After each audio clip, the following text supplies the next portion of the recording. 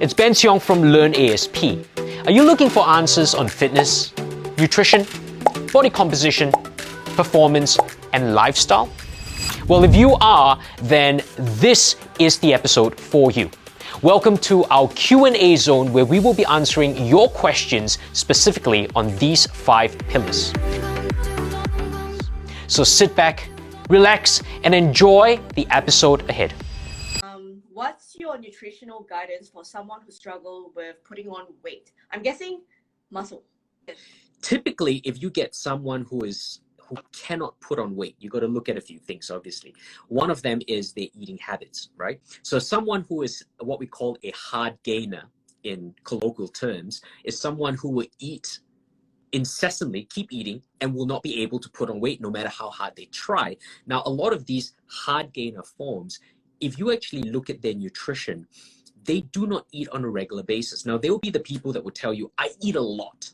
Yeah, they may be able to eat a lot in one meal, but that one meal is so irregular and so rare. So for example, if the one day that they go to a buffet and they eat down the whole buffet, but every single day they don't eat enough to save their lives, then it's not going to be an accurate indication of what is going on, right? So they may have a big appetite, but throughout the day, they may not be making a conscious effort to eat enough. So I think what's important is we objectively look at the situation. If you call yourself a hard gainer, someone who doesn't put on the weight, then let's look at what you're eating in a day. Most of the time, if you start to record down what you're eating, you would find that your caloric count is often not enough for you to actually put on that weight. Why is that the case? Because your brain is one of the most active organs in your body in terms of the utilization of calories. So your brain would use an excessive amount of calories through the day to think, especially if you are working on something or a project, your brain is working overtime and thinking. And when that's the case, whatever you're eating will be diverted into energy for the brain. So it's not that easy to start to put on weight unless you are actually eating in excess of calories. Coupled with the fact that some of these people actually have an very, very active metabolism.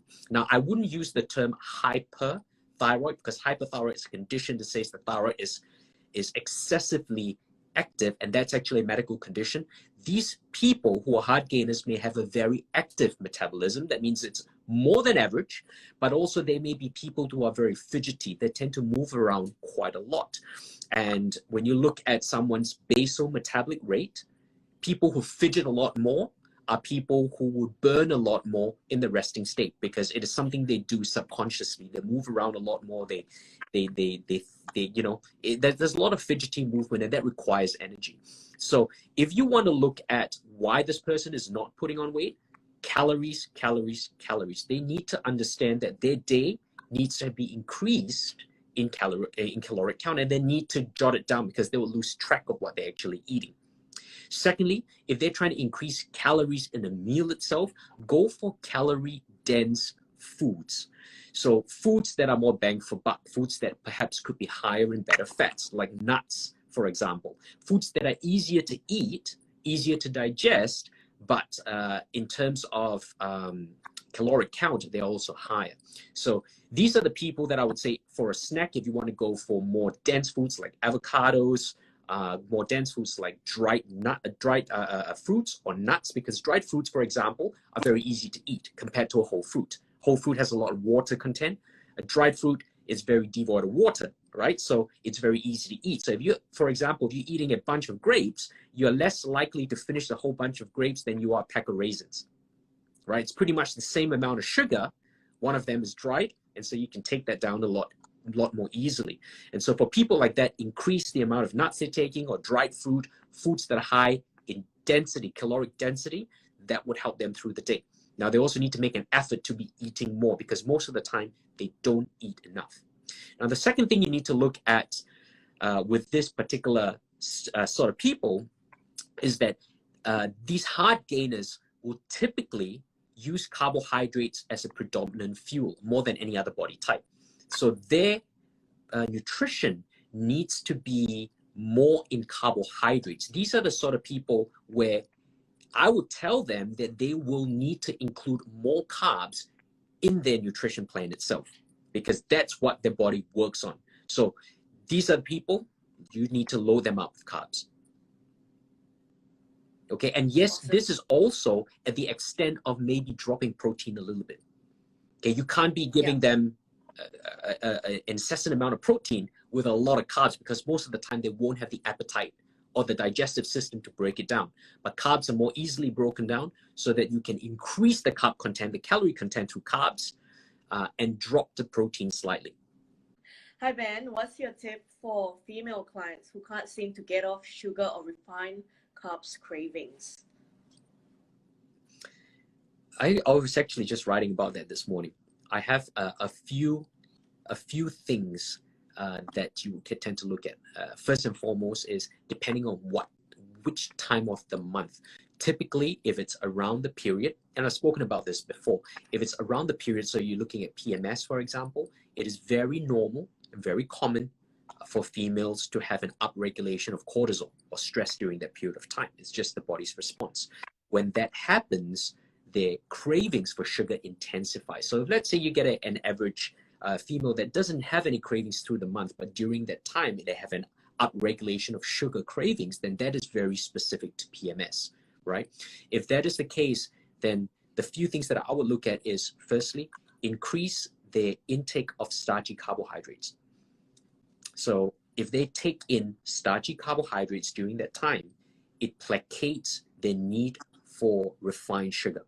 So they don't feel, the body doesn't feel like it needs refined sugar as much anymore. Hence, it will decrease the intense cravings that they have for sugar. Because typically, if during the PMS time, if they have very intense sugar cravings, and once they start on eating a chocolate or whatever sugar, they don't give up on it. It just keeps going. They might find themselves inhaling the whole bar, right? And so when they take in starchy carbs, it kind of placates that stress. It gives them I guess it buys time for them to think better to whether they should be eating any sort of sweets or sugar. So it makes better decisions for them. So starchy carbs and increasing starchy carbs during that period of time is very, very important as well. Also during that period of time, the body uses carbohydrates better as a fuel. And when they do take in starchy carbs, you will find that that actually helps to flush out a lot of the inflammation that they will have due to storage of water, right? So that's important, the usage of starchy carbs. Second thing I would look at is the use of a really good magnesium or a highly absorbable magnesium, because magnesium is the universal supplement for insulin sensitivity. That means it really helps to make the body a lot more insulin sensitive, and teaches the body to utilize sugars better if they do take it. Now, magnesium also helps to suppress stress. So it kills many birds with one stone. This is a very potent supplement. The key of using magnesium, as I mentioned before, is use a multi-chelated magnesium. Okay, that means a magnesium that has many different types of chelates in there. Especially be aware to stay away from magnesium oxide and magnesium citrate. Okay, so stay away from oxide and citrate. Why? Because they're very cheap forms of magnesium and they're not well absorbed by the body. So you want to utilize a better form of magnesium. So a magnesium supplement with different forms apart from these two that I mentioned should be used, and that can help to placate cravings for sugar as well as make your body more insulin sensitive. Okay, now the next thing I would look at is actually using dark chocolate as a tool. So if you look for a dark chocolate that is above 75% cacao with CaCao, not CoA. So there's a two difference between CaCao and CaCoA. So the spelling makes a difference, but one of them is a raw, a less processed version of the cacao fruit, and that is CaO. That means it contains a lot more phytochemicals that are beneficial for your body and polyphenols. You want to look for a dark chocolate with above 75% cacao, CaCao, and you can take that and suck on that, okay? Because that would actually help to mitigate your intense cravings for sugar itself. Now, don't chew on the chocolate, suck on it. So that's actually a really useful tip. And the last thing you want to look at is sleep. Sleep regulates sugar cravings. So aim to work on sleep, especially if they have a bad sleep during this period of time.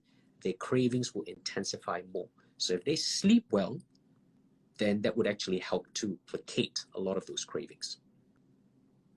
So 4 strategies then. Thanks, Ben. Hopefully that answers your question. The next question from Elena. Do you have suggestions when is the best time to eat fruits? During breakfast, lunch, dinner, or after a meal? Best time to eat fruits? Depends on what sort of fruits they are as well. There are certain fruits that have very good enzymatic properties. So you can take that with foods, especially protein, and they can actually aid in helping with the breakdown of protein. Typically, these are the fruits you use to marinate your meats with. So for example, kiwi. Okay, kiwi is used as an enzymatic fruit because it can actually soften or break down the meats. Very similar to things like lemon, for example. Very similar to papaya or pawpaw. So papaya, pawpaw has enzymatic properties as well. When you take these fruits, they're actually good with your meals because they can actually help to break down certain proteins. Whereas other fruits, for example, are probably best taken on its own accord, I find, because they're great as snacks. You know, so like berries, for example, are great fruits as snacks because they help to placate a lot of sugar cravings as well because they don't have much sugar in them. So great to have you join us today, and thank you for your time in watching this episode. Make sure that if you have a question, leave it in our comment section below. Do like, subscribe, and share this. Head to our website, learnasp.com, to check out our short seminars for more content like this. See you in our next episode.